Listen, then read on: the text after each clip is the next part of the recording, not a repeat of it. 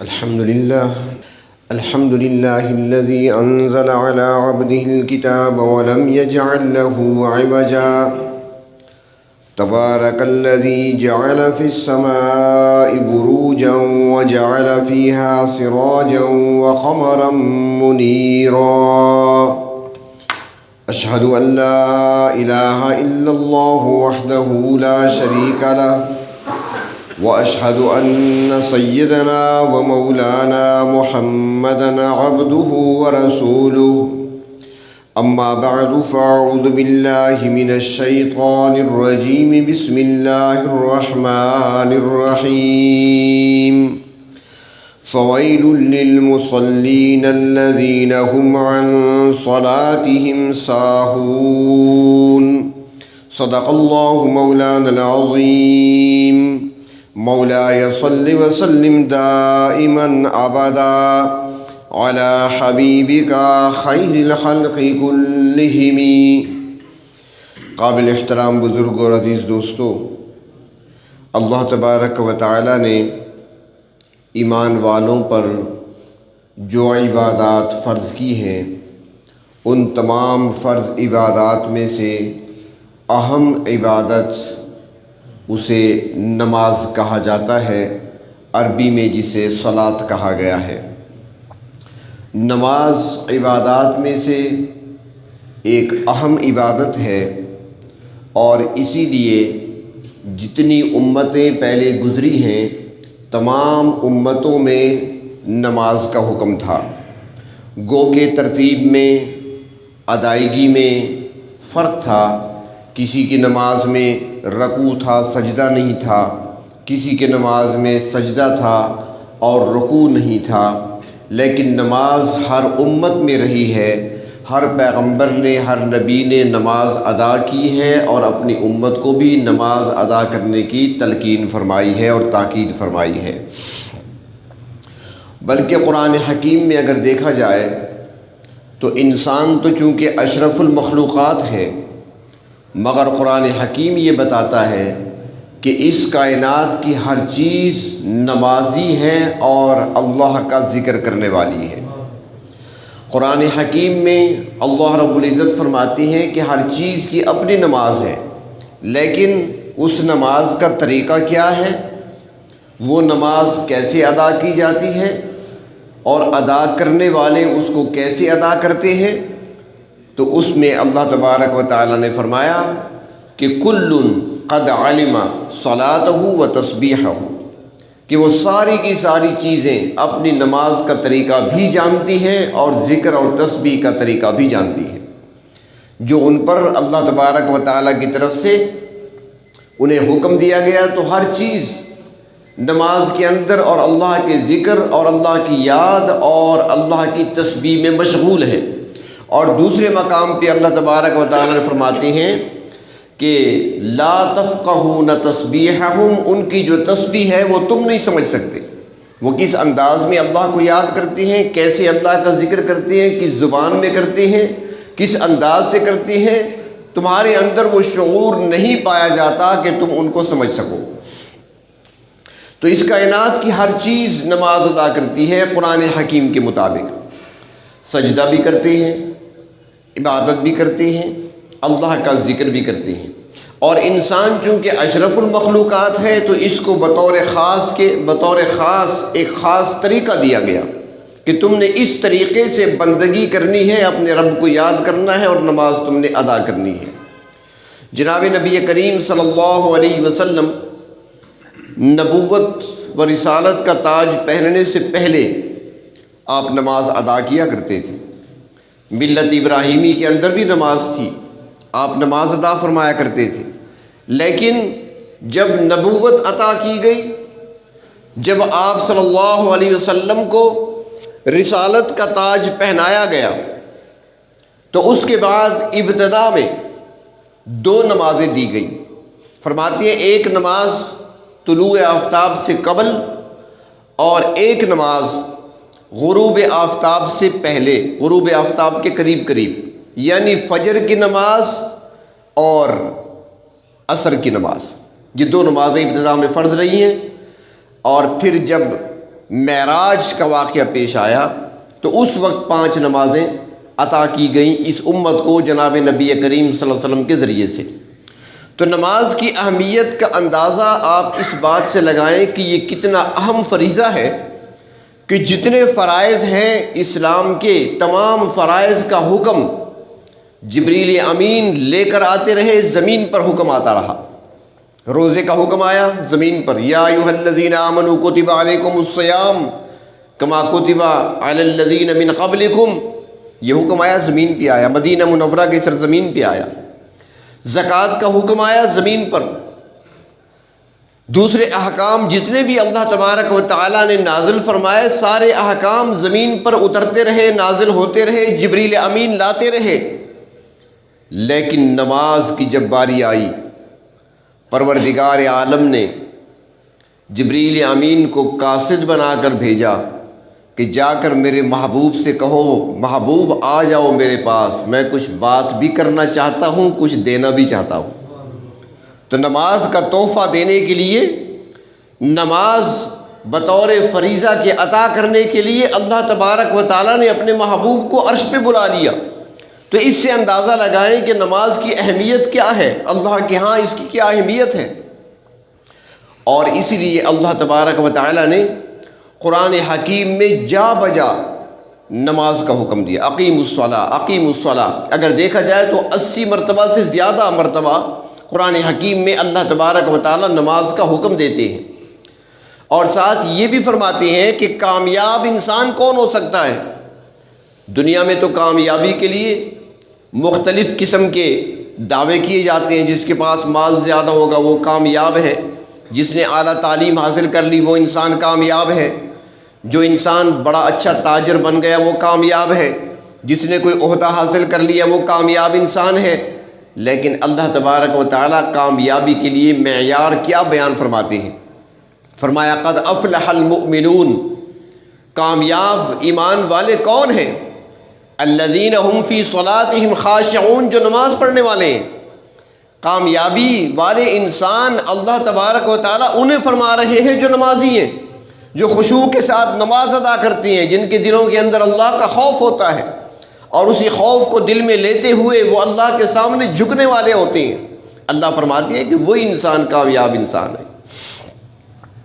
تو نماز جو ہمیں دی گئی نا، جس طرح میں نے پہلے عرض کیا کہ ہر امت میں نماز تھی، طریقہ مختلف تھا، لیکن ہمیں جو نماز دی گئی یہ جامع ہے، اس کے اندر سابقہ امتوں والی وہ خصوصیات بھی اسی کے اندر جمع کر دی گئی ہیں۔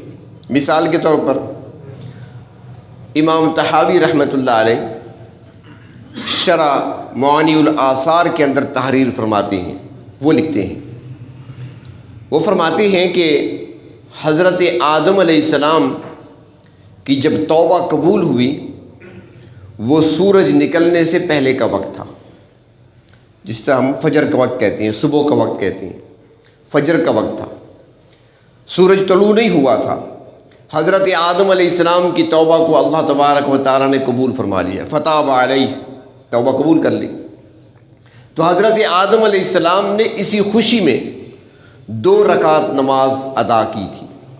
اللہ تبارک و تعالیٰ نے آدم علیہ السلام کی وہ 2 رکعتیں ہمیں بطور صبح کی نماز کی عطا کر دی۔ اسی طرح فرماتے ہیں کہ حضرت اسحاق علیہ السلام نے قربانی کے وقت 4 رکعت نماز اللہ تبارک و تعالیٰ کی بارگاہ میں پڑھی تھی، اور وہ وقت ظہر کا وقت تھا، سورج ڈھل چکا تھا، زوال کا وقت ہو چکا تھا، زوال یعنی ہو چکا تھا۔ تو اللہ تبارک و تعالیٰ نے حضرت اسحاق علیہ السلام کی وہ 4 رکعتیں اس امت کو عطا کر کے اسے ظہر کی نماز قرار دے دیا۔ اس طریقے سے حضرت عزیر علیہ السلام جب جا رہے تھے اور ایک بستی کو دیکھا تھا گرا ہوا، چھتیں گری پڑی تھی، بستی غیر آباد ہو چکی تھی، آبادی کا نام و نشان نہیں تھا وہاں پر۔ قرآن حکیم میں سورۃ بقرہ میں ہے او کالذی مر علی قریہ وہی خاویۃ علی عروشہا۔ تو اس موقع پر حضرت عزیر علیہ السلام نے عرض کیا تھا کہ پروردگار یہ بستی دوبارہ کیسے آباد ہوگی، ویران ہو چکی ہے، یہاں پر تو کوئی جاندار نظر نہیں آ رہا، یہ بستی کیا دوبارہ آباد ہوگی؟ یہاں پر انسان بسیں گے دوبارہ؟ اللہ تبارک و تعالیٰ نے وہیں پر ان کو سلا دیا اور 100 سال تک سوتے رہے. پورے 100 سال اللہ نے سلائے رکھا اور 100 سال کے بعد اٹھایا اور پھر پوچھا کم لبثتا، عزیر بتاؤ کتنا ٹھہرے ہو یہاں پر؟ تو فرمایا کہ یومن، ایک دن میں نے گزارا ہے. اور پھر جب سورج کی طرف دیکھا تو جب وہ سوئے تھے نا، جب سلائے گئے تھے، اس وقت سورج نکل رہا تھا، صبح کا وقت تھا. اور اب جب سورج کو دیکھا تو وہ مغرب کی طرف تھا اور غروب ہونے کے قریب تھا. تو فرمایا کہ او بعض یوم، دن کا کچھ حصہ سویا ہوں، صبح سویا تھا، ابھی سورج تو کھڑا ہے، میں اٹھ گیا ہوں. تو فرمایا کہ ایسا نہیں ہے، بل لبثت 100 عام، اے عزیر 100 سال تم پڑے رہے ہو، 100 سال گزر چکے ہیں. اب دیکھ لو، اپنے کھانے کی طرف بھی دیکھو اور اپنی سواری کی طرف بھی دیکھو. کھانا اسی طرح گرم پڑا ہے، 100 سال گزرنے کے بعد بھی اسے گرم کرنے کی ضرورت نہیں ہے، ویسے تر و تازہ پڑا ہے. اور جو سواری کے طور پر گدھا تمہارے ساتھ تھا، اس کو ذرا دیکھو، ہڈیاں بھی بوسیدہ ہو چکی ہیں 100 سال گزرنے کے بعد. تو اس موقع پر اللہ تبارک و تعالیٰ نے ان کی سواری کو بھی زندہ کر دیا، زندگی دوبارہ عطا کر دی. تو حضرت عزیر علیہ السلام نے وہاں پر 4 رکعت شکرانے کے طور پہ ادا کی. تو اللہ تبارک و تعالیٰ نے اس وقت کی وہ شکرانے کے طور پر حضرت عزیر علیہ السلام کی پڑھے جانے والی 4 رکعت کو ہمارے لیے عصر کی نماز بنا کر ہمارے سپرد کر دیا. حضرت داؤد علیہ السلام سے ایک لغزش ہوئی اور پھر اللہ کی بارگاہ میں روتے رہے. اللہ تبارک و تعالیٰ نے جب ان کو مغفرت کا پروانہ عطا فرمایا تو فرماتے ہیں کہ وہ سورج غروب ہونے کے بعد کا وقت تھا، سورج غروب ہو چکا تھا. چنانچہ حضرت داؤد علیہ السلام کو جب اللہ رب العزت کی طرف سے خوشخبری ملی تو انہوں نے اسی وقت، امام طحاوی رحمہ اللہ تعالی فرماتے ہیں کہ 4 رکعت نماز کی نیت کر لی حضرت داؤد علیہ السلام نے. لیکن اس نماز میں اتنا روئے، اتنا گریہ طاری ہوا ان پر، اتنا روتے رہے کہ 3 رکعت پر ہی ان کو سلام پھیرنا پڑا، 4 پوری نہ کر سکے. تو اللہ رب العزت نے ان کی اس ادا کو بھی باقی رکھا، وہی 3 رکعتیں ہمیں مغرب کی نماز میں عطا کر دی. تو گزشتہ امتوں میں بھی نمازیں تھیں، اس سے معلوم ہوتا ہے کہ گزشتہ امتیں اور ان کے پیغمبر نماز پڑھا کرتے تھے. ہر امت میں، ہر دور میں نماز کا فریضہ رہا ہے، شکل مختلف رہی، طریقہ کار مختلف رہا ہے، لیکن ہمیں جو نماز عطا کی گئی وہ جامع نماز ہے، 2 سجدوں اور 1 رکوع والی نماز جو ہمیں عطا کی گئی ہے. اور قرآن حکیم میں جہاں بھی دیکھیں، جہاں پر ایمان کا ذکر ہے اس کے ساتھ ہی دوسرے نمبر پر نماز کا ذکر. سورۃ بقرہ میں دیکھ لیں، جہاں پر قرآن کریم کا آغاز ہو رہا ہے، پہلا صفحہ سورۃ بقرہ کا. قرآن کریم جب کوئی قاری پڑھتا ہے، تلاوت کرتا ہے قرآن حکیم کی، اور پہلا صفحہ کھولتا ہے، الف لام میم سے شروع کرتا ہے، تو دوسری لائن پہ اس سے نظر آ جاتا ہے. اللہ تبارک و تعالیٰ ایمان والوں کی صفات بیان کرتے ہوئے فرماتے ہیں الذین یؤمنون بالغیب. ایمان کا ذکر، کون لوگ ہیں؟ وہ جو ایمان رکھتے ہیں غیب پر، بغیر دیکھی چیزوں پر. اللہ کو نہیں دیکھا مگر ایمان ہے، اللہ کے نبی کو نہیں دیکھا مگر ایمان ہے، فرشتوں کو نہیں دیکھا، جنت جہنم کو نہیں دیکھا، قیامت کو نہیں دیکھا، قیامت کے مناظر کو نہیں دیکھا، اللہ کے رسول پر اترتی ہوئی وحی کو نہیں دیکھا، جبریل امین کو آتے ہوئے نہیں دیکھا، لیکن یؤمنون بالغیب، ان ساری باتوں پر ایمان ہے. تو ایمان پہلے، اور پھر کیا فرمایا ایمان کے بعد؟ وَيُقِيمُونَ الصَّلَاةَ، دوسرا نمبر نماز کا. ایمان کے ساتھ نماز کا تذکرہ. جناب نبی کریم صلی اللہ علیہ وسلم سے سوال کیا، عن ابن مسعود رضی اللہ تعالی عنہ قال سألت رسول اللہ صلی اللہ علیہ وسلم ای العمل احب الی اللہ. ابن مسعود فرماتے ہیں رضی اللہ تعالی عنہ کہ میں نے نبی کریم صلی اللہ علیہ وسلم سے پوچھا، اللہ کے محبوب، اعمال میں سے کون سا عمل اللہ کو زیادہ پسند اور پیارا ہے؟ اللہ کے رسول سے سوال ہو رہا ہے، اعمال تو بہت سارے ہیں، فرمایا کہ اعمال میں سے کون سا عمل ایسا ہے جو اللہ کو محبوب ہو، جو اللہ کو پسند ہو، اللہ کے آگے پیارا ہو؟ تو اللہ کے نبی جواب میں فرماتی ہیں کہ الصلاۃ علی وقتہا، نماز کو اپنے وقت پہ ادا کرنا اللہ کو زیادہ محبوب ہے۔ یعنی تمام اعمال میں سے افضل عمل جو آپ نے بتایا کہ نماز کا اپنے وقت پر ادا کرنا، یہ اللہ تبارک و تعالیٰ کو زیادہ محبوب ہے اور زیادہ پسند ہے، اور جو اس کی پابندی کرتے ہیں وہی کامیاب لوگ ہیں۔ اور نماز جس نے چھوڑ دی، قرآن کریم میں آتا ہے کہ جب جہنمی لوگ جہنم میں ہوں گے، عذاب کے اندر گرفتار ہوں گے، تو کچھ وہ لوگ جو جہنم سے باہر ہوں گے وہ ان سے پوچھیں گے، سوال کریں گے کہ تم عذاب میں کیوں آ گئے؟ تم تو بڑے اچھے آدمی تھے، تم تو بڑی خیراتیں کرنے والے تھے، لوگوں کے ساتھ بڑی ہمدردی کیا کرتے تھے، دنیا میں تو ہم تمہارے لیے بڑے مرتبے اور مقام کی سوچا کرتے تھے کہ تمہیں بڑا مقام ملے گا، مرتبہ ملے گا، تم یہاں پر کیوں آ گئے؟ عذاب میں آج کیوں گرفتار ہو؟ تو وہ اور کسی جرم کا تذکرہ نہیں کریں گے، قرآن کریم میں ہے کہ وہ جواب دیں گے لم نک من المصلین، ہم نمازیں نہیں پڑھا کرتے تھے، نماز نہ پڑھنے کی وجہ سے آج ہم عذاب میں گرفتار ہیں، نماز نہ پڑھنے کی وجہ سے آج ہم جہنم میں جل رہے ہیں۔ تو نماز کا حکم اللہ تبارک و تعالیٰ نے ایک بار نہیں کئی بار دیا۔ اس کا اندازہ آپ اس سے لگائیں کہ کسی کے پاس بلاوا آ جائے کسی آفیسر کی طرف سے، مثلاً ایک بندہ آ گیا، قاصد آ گیا آپ کے پاس، لیٹر آ گیا آپ کے پاس، کال موصول ہوئی آپ کو، ایس پی صاحب نے بلایا، آپ نہیں گئے، دوسری بار اس نے پھر بلایا آپ کو، آپ نہیں گئے، تیسری مرتبہ پھر پیغام آیا، آپ نہیں گئے، تو بتائیں کیا خیال ہے پھر؟ وہ کیسے لے جائے گا؟ ہتھ کڑی پہنا کر لے جائیں گے کہ نہیں؟ وہ غصہ ہوگا کہ نہیں ہوگا؟ ناراض ہوگا کہ نہیں ہوگا؟ میں بلا رہا ہوں، یہ آتا ہی نہیں ہے، اتنا بڑا آدمی بن گیا۔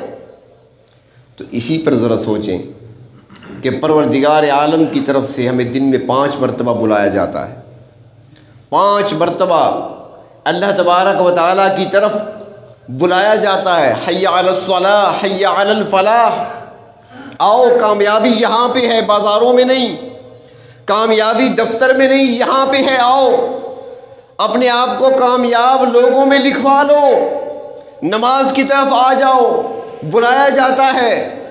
اور پھر یاد دہانی کے لیے ایک بار نہیں بلایا، دوسری مرتبہ پھر حکم دیا کہ اب جب جماعت کھڑی ہو رہی ہے تو پھر بلا لو، پھر بتا دو ان کو، خبردار کر دو ان کو، قد قامت الصلاۃ، ایمان والو نماز کھڑی ہو گئی، اب تو آ جاؤ، سنت نہیں پڑھ سکے، پہلے نہیں آ سکے، اذان پر نہیں آ سکے، نماز میں تو شامل ہو جاؤ، جماعت میں تو شامل ہو جاؤ، قد قامت الصلاۃ۔ اور اتنی بار بلایا جائے، بار بار بلانے پر بھی کوئی نہ آئے، تو پھر کیا خیال ہے کہ اللہ تبارک و تعالیٰ جلال میں آئیں گے کہ نہیں؟ اللہ تبارک و تعالیٰ کا غصہ پھر ہوگا کہ نہیں ہوگا؟ اور پھر ہم کہتے پھرتے ہیں کہ رزق میں برکت نہیں ہے، روزی میں برکت باقی نہیں رہی، گھر میں برکت اٹھ گئی ہے۔ کیسے نہیں اٹھے گی؟ آپ نے کس کو ناراض کیا ہے؟ آپ نے کس کو غصہ دلایا ہے؟ روزی تو وہیں سے آتی ہے، برکتیں تو وہیں سے آیا کرتی ہیں، اس کے ساتھ وہ تعلق آپ نے خراب کر لیا اپنا۔ جب تک تعلق اس ذات کے ساتھ جوڑو گے نہیں، برکت کیسے آئے گی؟ جب تک اس ذات کے ساتھ اپنا تعلق نہیں جوڑو گے، تمہارے گھر میں رحمت کیسے آئے گی؟ جب تک تعلق نہیں جوڑو گے تو رزق کا معاملہ کیسے حل ہوگا؟ وہ تو نہیں حل ہوگا جب تک ہمارا تعلق اس ذات کے ساتھ جڑے گا نہیں۔ تو اس لیے نماز وہ اہم فریضہ ہے جو ایمان والوں کو عطا کیا گیا۔ اور ساتھ قرآن حکیم میں ایک جگہ بڑے عجیب انداز سے ہمیں بات سمجھائی گئی، انسان کا جب آخری وقت ہوتا ہے اور انسان دنیا سے جانے لگتا ہے، اس کا نقشہ اللہ تبارک و تعالی قرآن حکیم میں ہمارے سامنے بیان فرماتے ہیں کہ کلا اذا بلغت التراقی وقیل من راق، موت کا نقشہ جب روح گلے تک آ جاتی ہے، جب انسان مرنے کے قریب ہو جاتا ہے، جان کنی کا وقت شروع ہو جاتا ہے اور انسان تڑپ رہا ہوتا ہے، انسان کی روح اٹکی ہوئی ہوتی ہے، پہاڑ اس کے سینے پہ گویا رکھ دیا گیا ہے، نہ سانس اندر جاتا ہے نہ سانس باہر آتا ہے، تڑپ رہا ہے شدت تکلیف کی وجہ سے، روح نہیں نکل رہی، سارے کھڑے ہوتے ہیں سرہانے، کوئی کچھ نہیں کر سکتا۔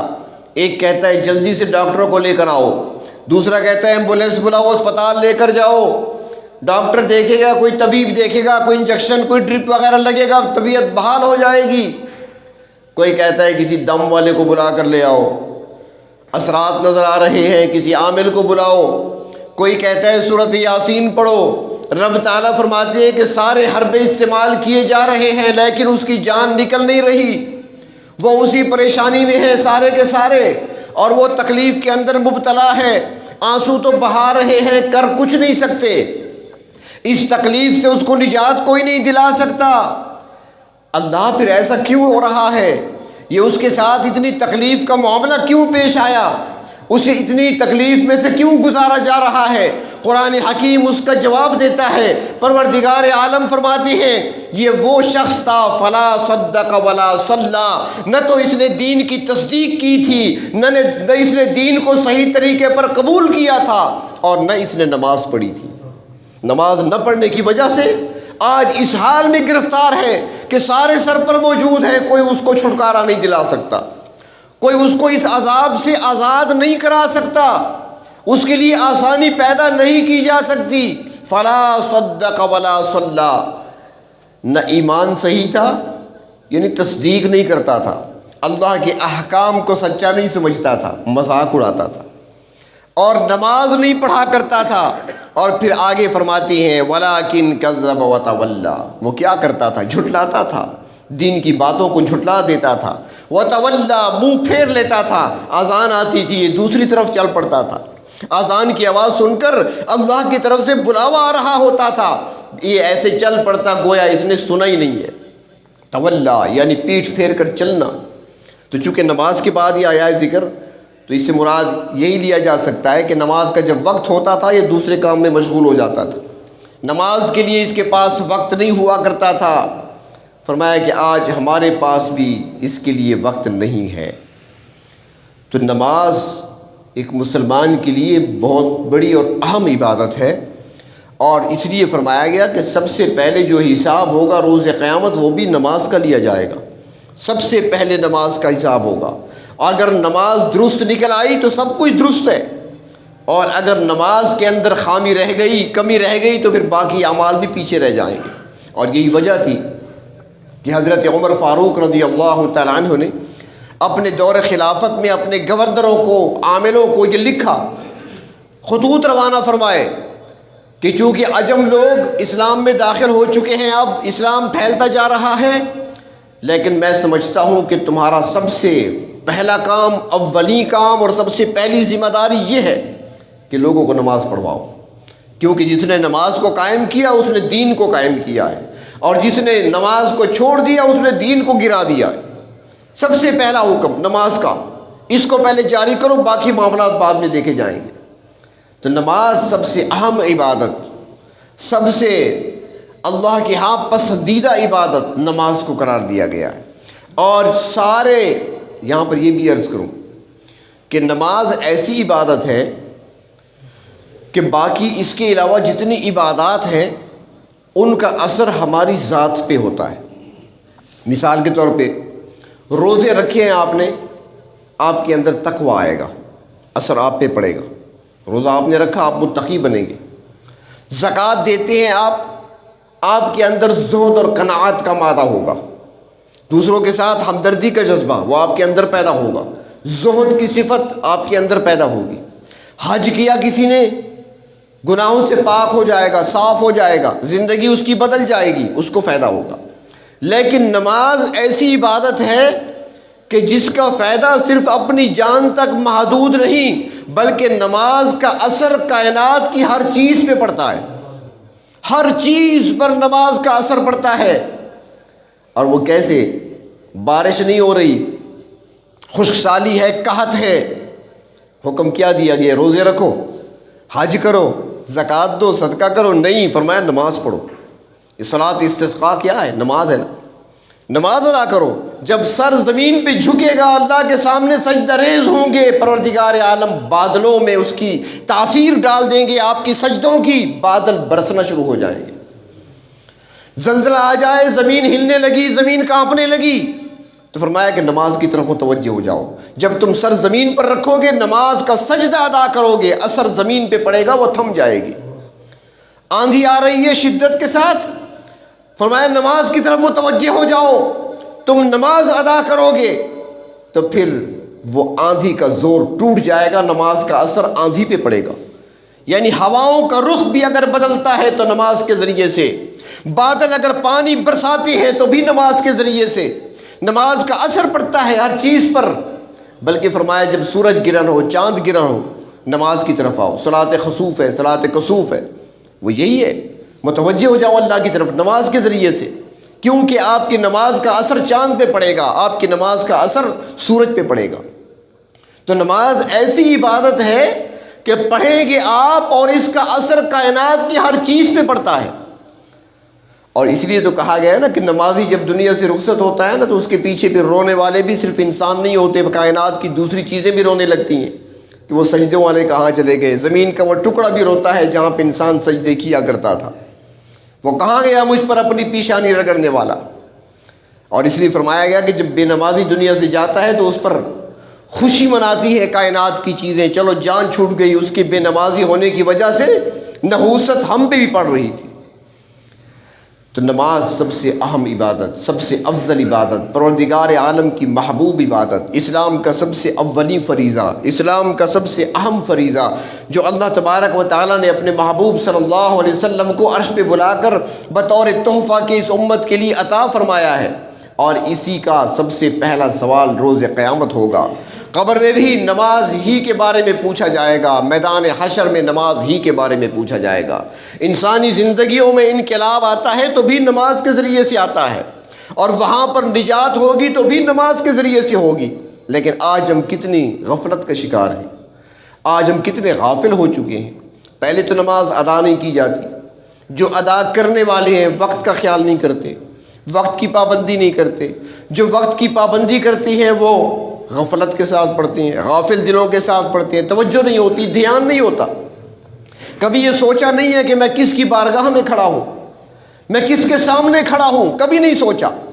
مسجد میں باتیں کرتے ہوئے داخل ہو جاتے ہیں۔ وہ روایت میں آتا ہے نا کہ جب نبی اکرم صلی اللہ علیہ وسلم معصوم ہیں اور امام المعصومین ہیں، نبی ہیں بلکہ سید الانبیاء ہیں، رسول ہیں مگر سید الرسل ہیں، اللہ تبارک و تعالیٰ کے محبوب ہیں، خطاؤں سے، غلطیوں سے، لغزشوں سے پاک ہیں، عصمت کی چادر پڑی ہوئی ہے، غلطی ان کے قریب نہیں آ سکتی۔ ہمیں تو کہا گیا نا کہ گناہوں کے قریب نہ جانا، ہمیں کہا گیا نا کہ خطاؤں کے قریب نہ جانا، اللہ کی نافرمانی کے کاموں کی طرف نہ جانا، اور گناہوں کو کہا گیا کہ میرے نبی کے قریب نہ آنا۔ پاک ہے، لیکن اس کے باوجود حالت کیا ہے؟ ام المومنین فرماتی ہیں، حضرت عائشہ صدیقہ رضی اللہ تعالی عنہا فرماتی ہیں کہ آپ ہمارے ساتھ گھر میں موجود ہوتے تھے، کبھی کبھار ایسا ہوتا تھا کہ ہنسی مذاق کی باتیں ہو رہی ہوتی تھی، گھر کے اندر باتیں ہو رہی ہوتی تھی، آپ صلی اللہ علیہ وسلم باتوں میں ہمارے ساتھ شریک ہوتے تھے۔ اچانک جب بلال کی اذان کی آواز آپ کے مبارک کانوں سے ٹکراتی تو ام المومنین فرماتی ہیں کہ آپ کا چہرے مبارک کا رنگ بدل جاتا تھا، اور بالکل ایسے خاموش ہو جاتے تھے کہ جیسے ہمارے اور ان کے درمیان کوئی بات پہلے نہیں ہو رہی تھی، بالکل خاموش ہو جاتے۔ کیوں؟ فرماتے کہ ایک اہم فریضے کی ادائیگی کا وقت آ گیا۔ کبھی ہم نے بھی توجہ دی ہے اس طرف کہ ایک اہم فریضہ ہے، ہم نے ادا کرنا ہے۔ اور میں نے پہلے بھی عرض کیا تھا کہ حضرت حسن رضی اللہ تعالیٰ عنہ کے بارے میں آتا ہے، مقام دیکھیں، مرتبہ دیکھیں، شان دیکھیں، ان کی عظمت دیکھیں، لیکن فرمایا کہ جب مسجد میں نماز ادا کرنے کے لیے آتے، مسجد کے دروازے پر جہاں پہ جوتے اتارے جاتے ہیں وہاں پر رک جاتے، سر جھکا ہوتا تھا، آنکھوں سے آنسو جاری ہوتے تھے، اور کہتے تھے اے پروردگار، ایک بدکار آپ کے دروازے پہ حاضر ہے۔ کون کہہ رہا ہے؟ سید کہہ رہا ہے، حضرت حسن کہہ رہا ہے۔ مقام دیکھیں، مرتبہ دیکھیں، اللہ ایک بدکار آپ کے دروازے پہ حاضر ہے۔ اے میرے رب، آپ نے خود فرمایا کہ جو اچھے ہیں وہ بروں کے ساتھ اچھا سلوک کیا کریں۔ اے اللہ، آپ تو سب سے بڑے اچھے ہیں، میں سب سے زیادہ برا ہوں، میرے ساتھ اچھا سلوک کر کے مجھے معاف کر دے۔ اس کے بعد مسجد میں داخل ہوتے تھے۔ کبھی ہم نے سوچا ہے ایسا؟ ہم بھی اللہ کی بارگاہ میں آتے ہیں، کبھی سوچا ہے کس کے دربار میں کھڑا ہوں، کس کی بارگاہ میں کھڑا ہوں، کس کے سامنے کھڑا ہوں؟ حالانکہ بتایا گیا ہمیں کہ تم احسان کا طریقہ اختیار کرو، اپنے اندر احسان کی صفت پیدا کرو۔ جب نماز کے لیے آؤ، فرمایا ایسی عبادت کرو کہ کأنک تراہ، جیسا تم اپنے رب کو اپنی آنکھوں سے دیکھ رہے ہو۔ اگر یہ صفت اور یہ کیفیت تم اپنے اندر پیدا نہیں کر سکتے تو فرمایا کم از کم اتنا تو کر لو کہ میرے رب مجھے دیکھ رہے ہیں۔ اگر یہ کیفیت پیدا ہو جائے کہ میں نماز پہ کھڑا ہوں، میں جو پڑھ رہا ہوں، میں جو کہہ رہا ہوں، جو ارکان ادا کر رہا ہوں، میرے رب مجھ کو دیکھ رہے ہیں، تو ہماری نمازوں کی کیفیت ہی بدل جائے گی، ہماری نمازوں کی لذت ہی بدل جائے گی۔ یہی وجہ ہے کہ آج نماز ہمیں مشکل سے ادا کرنی پڑتی ہے۔ جو ادا کرنے والے ہیں جی ان کا بھی نہیں چاہتا، بس ادا کر لیتی ہیں حکم کی تعمیل میں۔ اس کی وجہ کیا ہے کہ نماز کی لذت ابھی نہیں چکھی۔ جنہوں نے نمازوں کی لذت چکھ لی، وہ ایک اللہ والے بیٹھے تھے نا اپنے مریدوں میں، تو ایک ان کے مریدوں میں سے عالم بھی تھے، تو ان سے کہنے لگے ہاں بھائی کوئی جنت کا ذکر، جنت کی باتیں سناؤ۔ تو جو عالم تھے وہ جنت کے تذکرے کرنے لگے، قرآن و حدیث سے بیان کرنے لگے، جنت کی جو نعمتیں ملنے والی ہیں ان کا ذکر کرنے لگے۔ تو حضرت نے فرمایا یہ ساری نعمتیں تو تم بیان کر رہے ہو، یہ بھی بتاؤ کہ جنت میں نماز ہوگی کہ نہیں؟ وہ عالم تھے، انہوں نے جواب دیا حضرت جنت میں نماز کہاں، عمل کی جگہ تو دنیا ہے، جنت میں عمل تو نہیں ہوگا، وہاں تو اعمال کی جزا ملے گی، وہاں پر تو نعمتیں ملے گی دنیا میں کیے ہوئے اعمال پر۔ اعمال تو دنیا میں کیے جاتے ہیں، نماز تو عمل ہے، یہ تو دنیا میں ہوتا ہے، وہاں نہیں ہوگا۔ حضرت رونے لگ گئے، فرمایا اس جنت میں مزہ ہی کیا ہوگا جس میں نماز نہ ہو۔ انہوں نے نمازوں کے مزے چکھے تھے، انہوں نے نمازوں کی لذتیں چکھی تھیں، تو اس لیے وہ اس جنت کو بھی ٹھکرا رہے ہیں جس میں نماز نہیں۔ اور آج ہم نماز کو کس طرح ادا کرتے ہیں؟